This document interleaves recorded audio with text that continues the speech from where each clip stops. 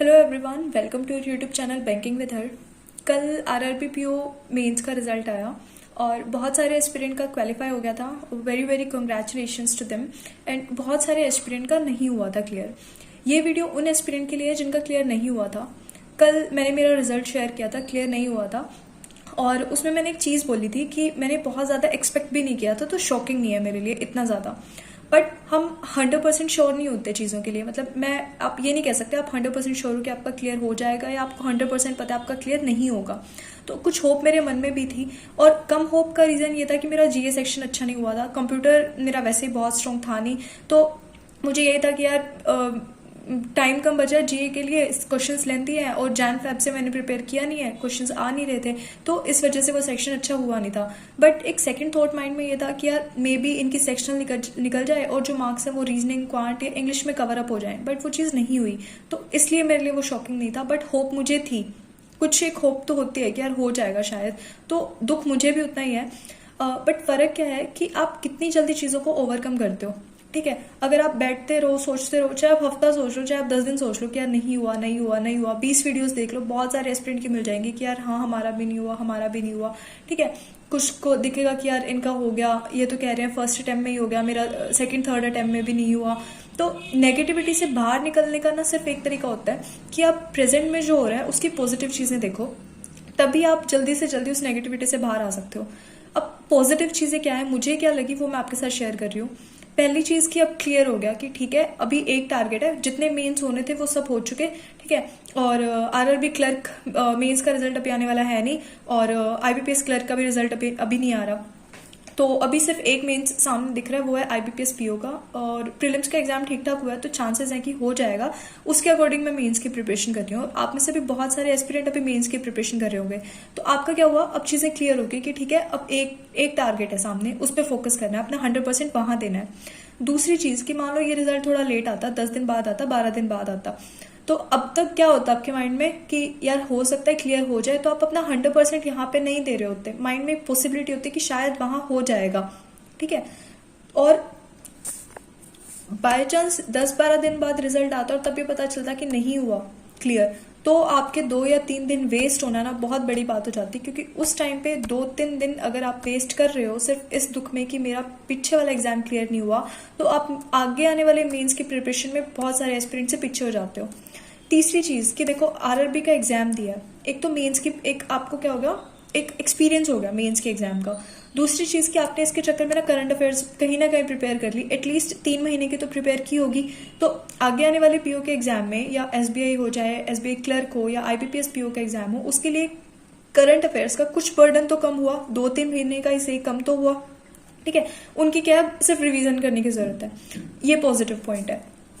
तीसरी चीज कि देखो, जिन एस्पिरेंट का इंटरव्यू है, मैं उनके लिए बुराई नहीं कर रही, बहुत अच्छी बात है आप इंटरव्यू के लिए जा रहे हो, बट इंटरव्यू में ना बहुत सारी चीजें आपके हाथ में नहीं होती हैं, आप नहीं कंट्रोल कर सकते, और वो आपके इंटरव्यू को अफेक्ट भी करती हैं। जैसे इंटरव्यूअर का मूड है, आप उसके अकॉर्डिंग आपको क्या पता वो किस मूड में आ रहे हैं ना। ठीक है, वो बायस्ड नहीं होते पहले से किसी के लिए, बट कहीं ना कहीं हम सबका मूड हमारे एक्शंस को अफेक्ट करता है। दूसरी चीज कि आपसे पहले वाले एस्पिरेंट का इंटरव्यू कैसा जा रहा है, मतलब कि उनका वो कैसे रिप्लाई करके आ रहे हैं क्वेश्चंस का, तो आप नेक्स्ट एस्पिरेंट के लिए ना क्वेश्चन उसके अकॉर्डिंग चेंज हो जाते हैं। ठीक है, तो वो सब चीजें आपके कंट्रोल में नहीं है, तो आपको उन चीजों का बर्डन लेने की अब जरूरत ही नहीं है, आपके पास अभी है नहीं वो चीजें, है ना।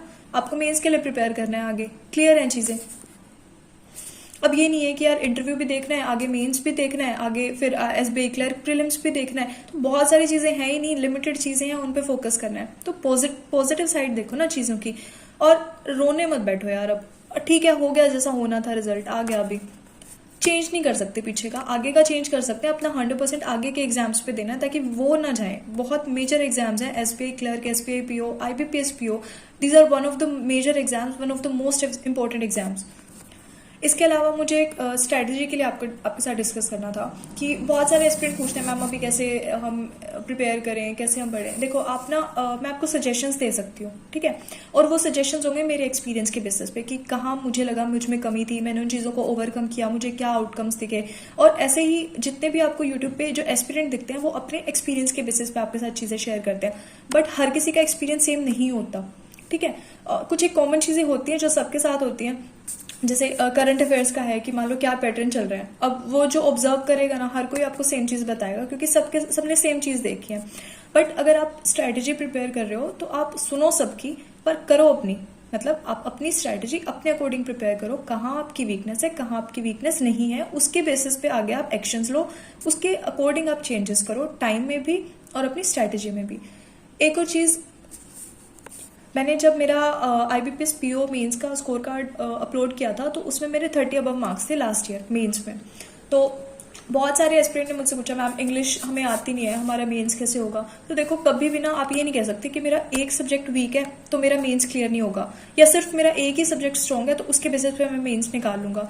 नहीं हो, बहुत सारे एस्पिरेंट ने मेंस निकाला है और उनकी वो इंग्लिश में ना एवरेज थे, ठीक है।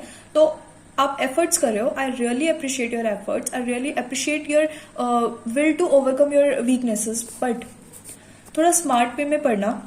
अगर आप किसी सब्जेक्ट में बिलो एवरेज चल रहे हो, ठीक है, आपका प्रीलिम्स जैसे तैसे करके निकल गया, तो आप ट्राई करो कि उस सब्जेक्ट में आप एवरेज तक आ सको, और बाकी अगर आपका कोई और सब्जेक्ट स्ट्रांग है तो आप ज्यादा फोकस उस पर करो। मान लो मेरा क्वांट वीक है, बहुत वीक है मेरा क्वांट, ठीक है, और मेरी इंग्लिश, मेरी रीजनिंग, मेरा GA सेक्शन अच्छा है, ठीक है, तो अब अगर मैं पूरा पूरा दिन सिर्फ क्वांट पढ़ती रहूं तो क्वांट में ना मैं इतने एफर्ट्स करने के बाद एक एवरेज तक आ पाऊंगी, लेकिन इसके चक्कर में जो बाकी सब्जेक्ट मेरे स्ट्रांग हो सकते थे ना वो और वीक हो जाएंगे क्योंकि उनकी प्रैक्टिस नहीं हुई है इतना सफिशिएंट, जितना टाइम देना चाहिए था उतना मैंने टाइम नहीं दिया उनको। तो आपको भी यही चीज करनी है कि आप जिस सब्जेक्ट में बिलो एवरेज हो, try to be an average student in that, और अपने जो मेन सब्जेक्ट है ना जिन पे आपकी पकड़ अच्छी है, जो आपके स्ट्रांग है, उन पे ज्यादा एफर्ट्स दो ताकि उनसे आप ज्यादा से ज्यादा मार्क्स गेन कर पाओ। आई होप आपको चीज़ें क्लियर हुई होंगी, और अभी पिछला जो हो चुका उसको छोड़ो, आगे के अपना एग्जाम से फोकस करो। आपकी कोई क्वेरी है तो कमेंट सेक्शन में लिख सकते हो, और आप टेलीग्राम चैनल ज्वाइन कर सकते हो banking with her. And all the very best आपके प्रीलिम्स के रिजल्ट के लिए, and all the very best जिनका इंटरव्यू है। और कोई क्वेरी है तो आप कमेंट सेक्शन में लिख देना। And if you like the video, do like, share and subscribe. Thanks for watching.